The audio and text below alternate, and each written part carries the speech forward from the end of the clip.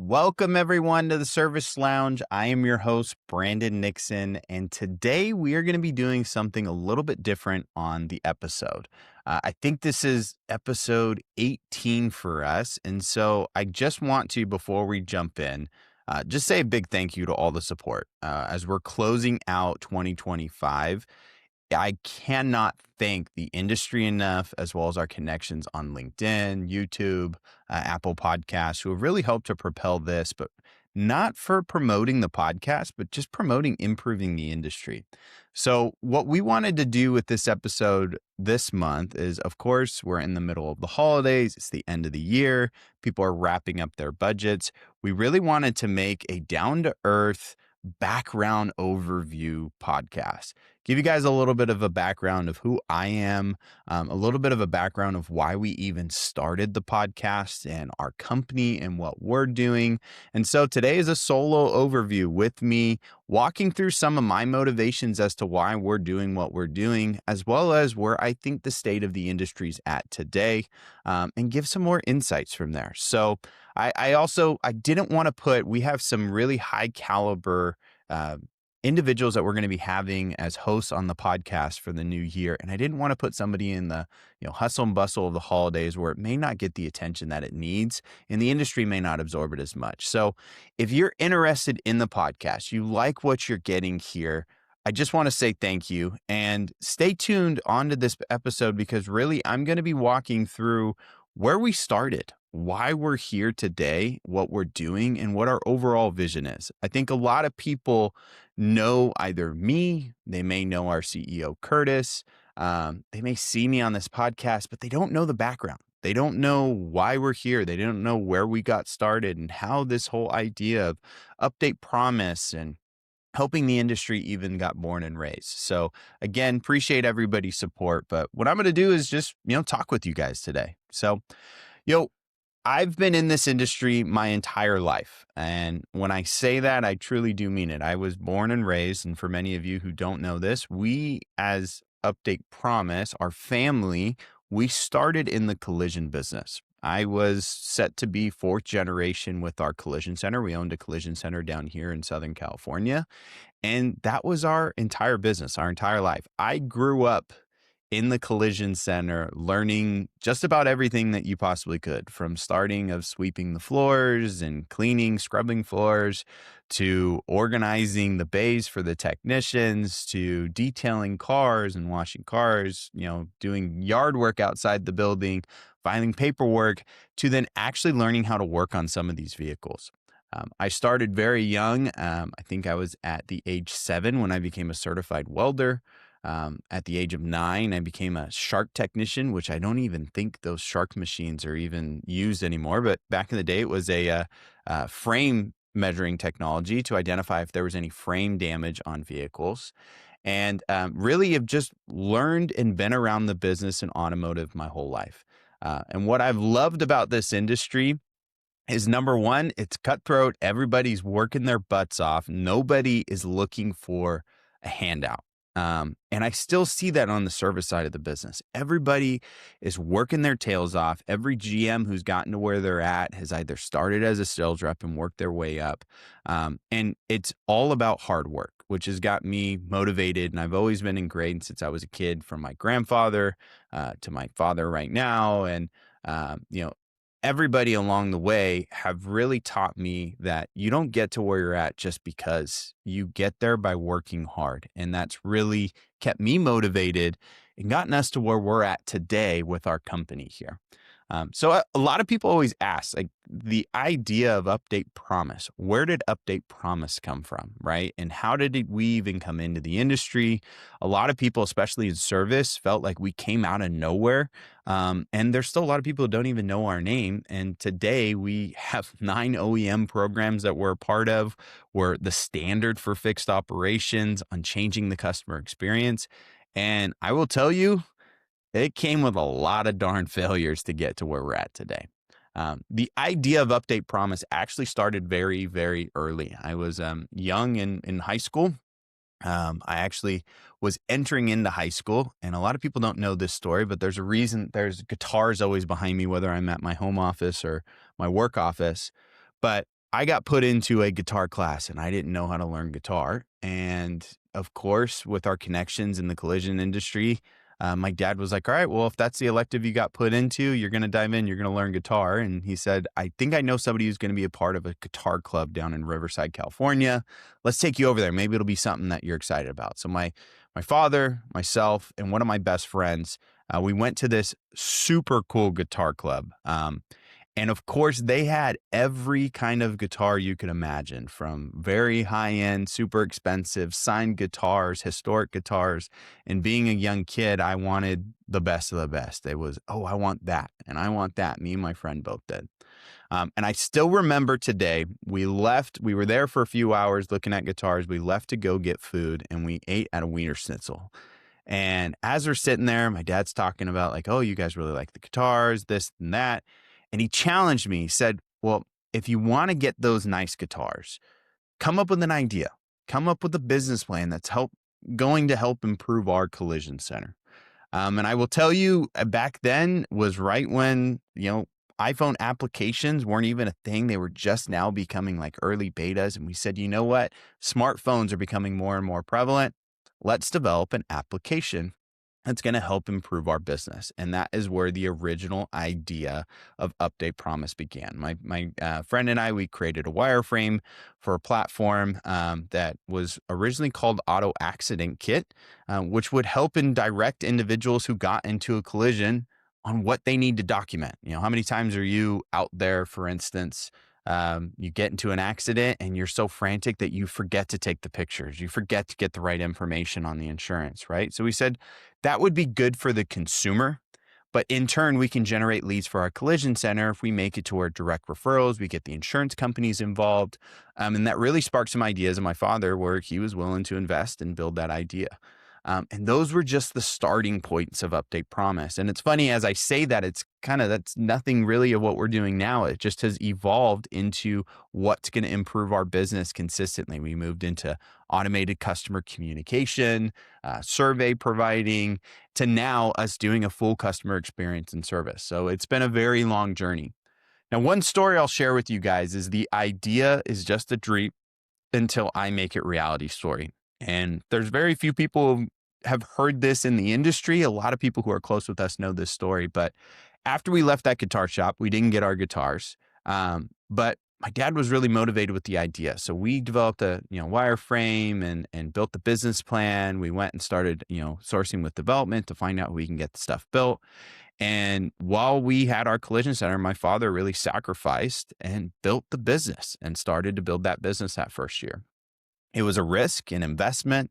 And so what he did is he challenged myself and my friend that every time that my father and I left connection and came back together, so whether he left the room or he went to work and came home from work, anytime we didn't see each other and we came back together, I had to tell him an idea is just a dream until I make it reality. And the same was for my friend, because he was on the same, boat of building this idea and he wanted to get his guitars. And if we could do that for 1 year while he was building the business, at the end of the year, he'd buy us the guitars that we wanted. And so I kid you not, every single time, whether he left the room and we entered the room, I said, an idea is just a dream until I make it reality. And that is hanging above Curtis's office today on a plaque that I bought him for Father's Day, I want to say 6 or 7 years ago. And it's ingrained into everything that we do. Everybody has great ideas in this industry. I can't tell you how many companies pop up and come and go, but they all are just dreams until you make it reality. And I take that to heart with everything I do.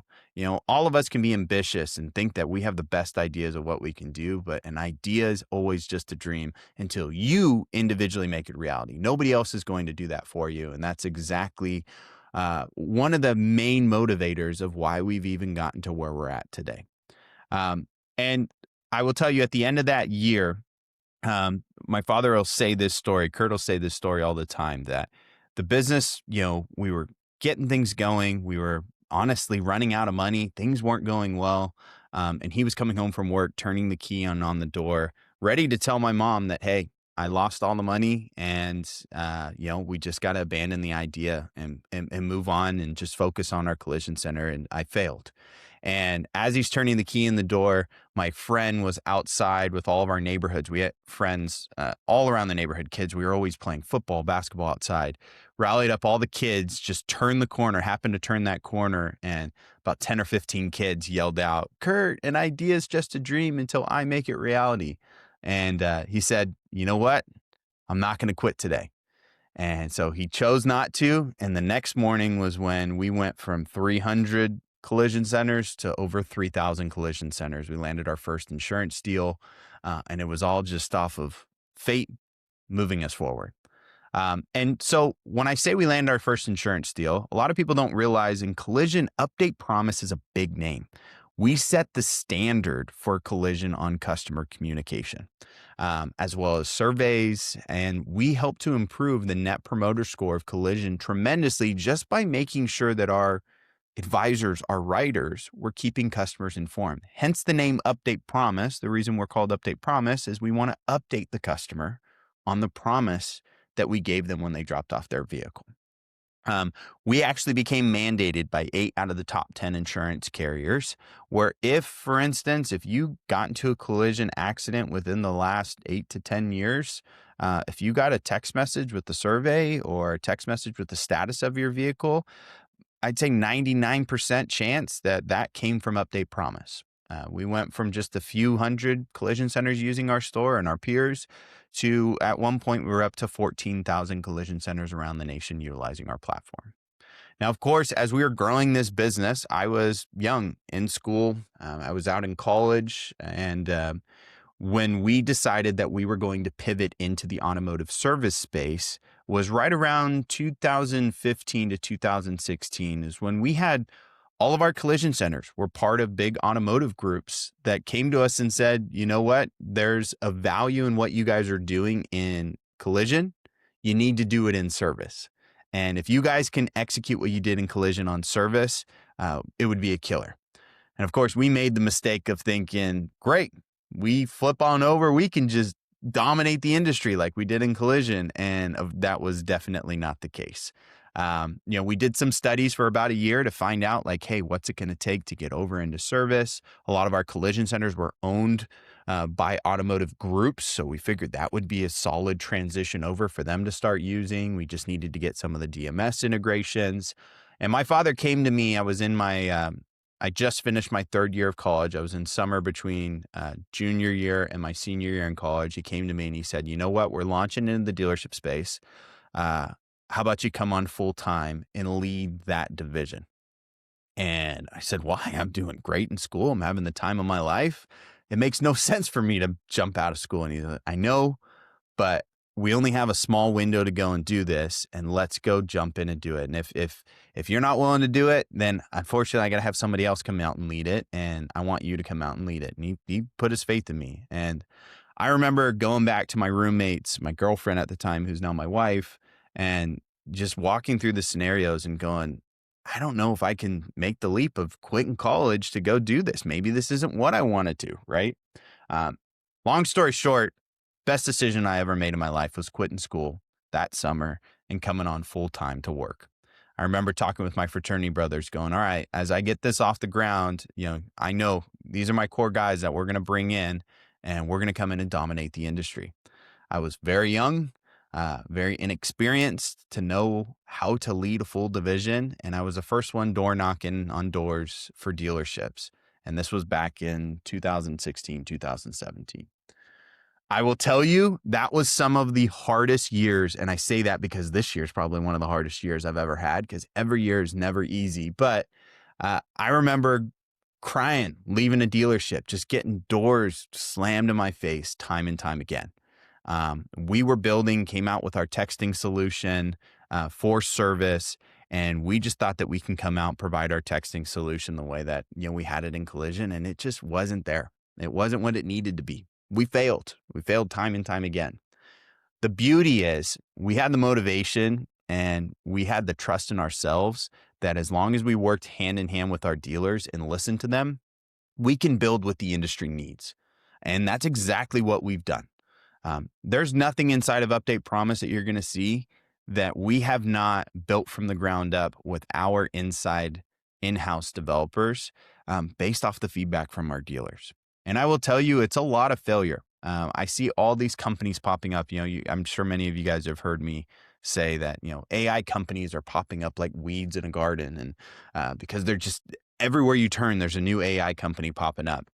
I don't envy those early days because those early days are not easy. And we're technically still in our early days. We're still in our startup mode growing.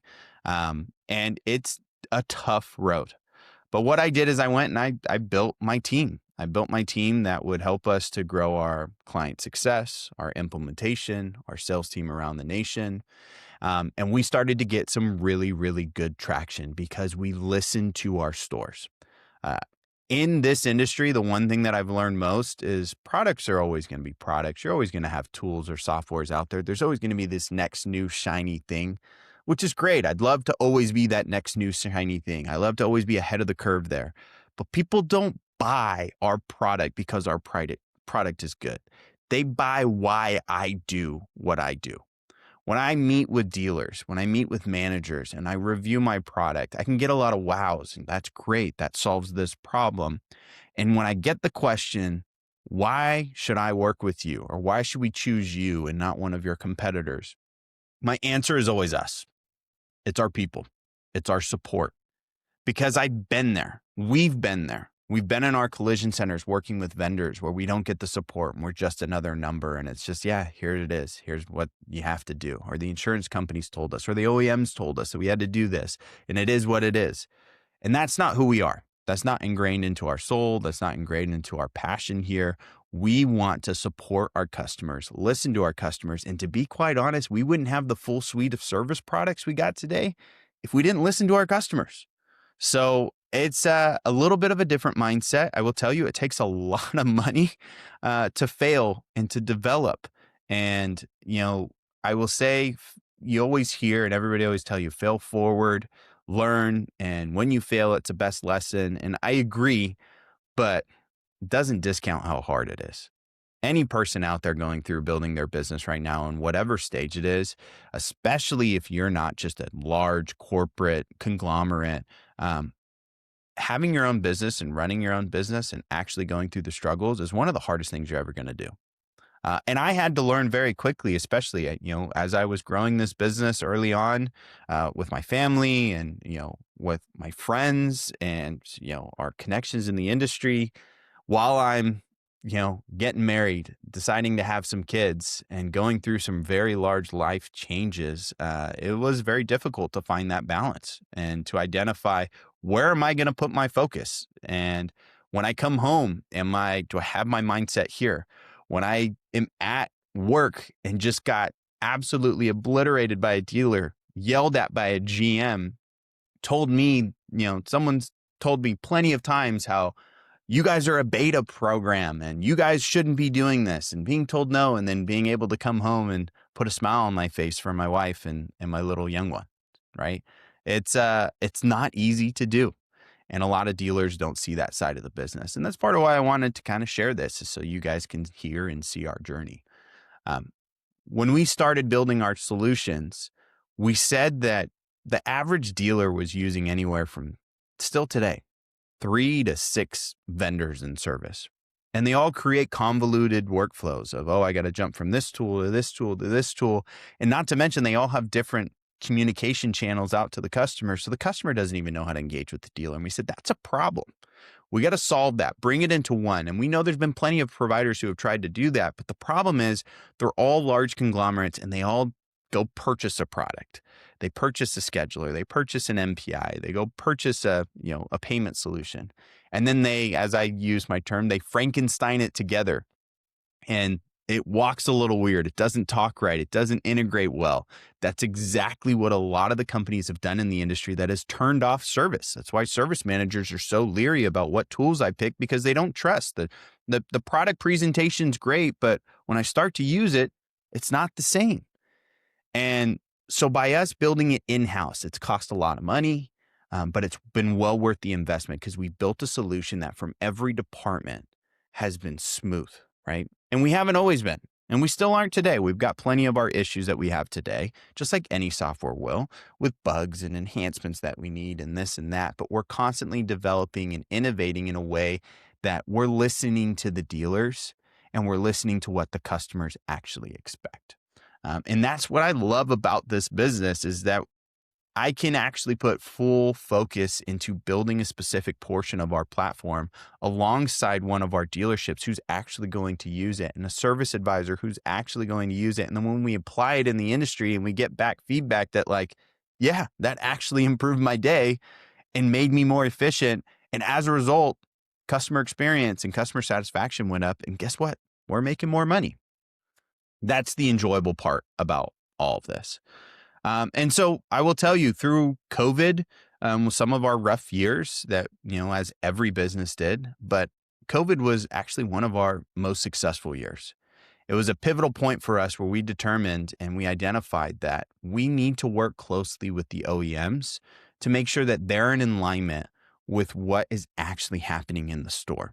It's great for all of us to have ideas as software providers, but when you actually put those ideas into use at a dealership in high stress, high volume, are those ideas actually going to work? And the reality is a lot of these OEMs were doing the same thing. We need to do this. And then the dealers go and use it. And that's why they've gone through 15 different OEM programs in the last 20 years, right? We wanted to align ourselves with the right OEMs that had that forward-looking mindset of changing the industry and making sure that consumers trust bringing their vehicles in service. The reality is, guys, that if you got a nail in your tire, what's the normal human thing right now to do? Is it to go to a dealership? Is that what they're thinking? And you have to kind of eat your pride, especially if you're a GM or a service manager listening in on this. You do have to kind of eat your pride. That's not the first thing that our consumers are thinking about. They're going, oh, I need to take it to a tire shop, right? Because they're going to be cheaper. They're going to be this. We need to change that mindset. And so with us building our platforms along with the OEMs and really listening to what's actually going to work, we realize that, great, we can get our growth here and slowly the industry is going to change. But this is where the service lounge kicks in. Decided that we were going to build the service lounge, and it wasn't for us to generate, to be honest, it's obviously we want to generate, information and people to know more about Update Promise and who we are so that we can get more leads to grow our business. That is, if I didn't tell you that, I'd be lying through my teeth. But my overall vision with the service lounge is to get real people who are contributing to the industry to actually talk about how we can change it for the better. I'm sure you guys have heard it on past episodes that I've said, I want my daughter when she gets old enough to drive a vehicle to feel comfortable to bring it into a, dealership service center because her dad hoped to change that in a way where she doesn't feel that she's going to be, oversold or cheated or whatever it might be. We're walking them through that dealership a way to provide a better customer experience for everyone. And that's my vision here. And with the service lounge, we get followers and listeners like yourselves who are listening right now and spending the time to hear my backstory, who truly want to improve the industry. I'll just be honest with everybody. We're real people here. We're not a big conglomerate. I'm competing with billion-dollar companies every single day. And just an example, the programs that, big programs I'm a part of with Toyota and Lexus, Hyundai and Genesis, Honda and Acura. I've got huge billion-dollar conglomerates that I'm competing with, and I will tell you, I'm winning. And why am I winning? Why are we winning? And that's not to be overzealous. It's more of we're winning because we're listening to our dealers. We're not treating our dealers as just another number. I can't tell you, probably every single one of my customers can pick up the phone and call me or text me and jump on the phone with me. And is that sustainable for the long term? I don't know. Maybe. I hope so. That's why I want to keep doing this. But we're here to change the industry, and we're built the service lounge in a way to build topics that are going to improve the industry as well.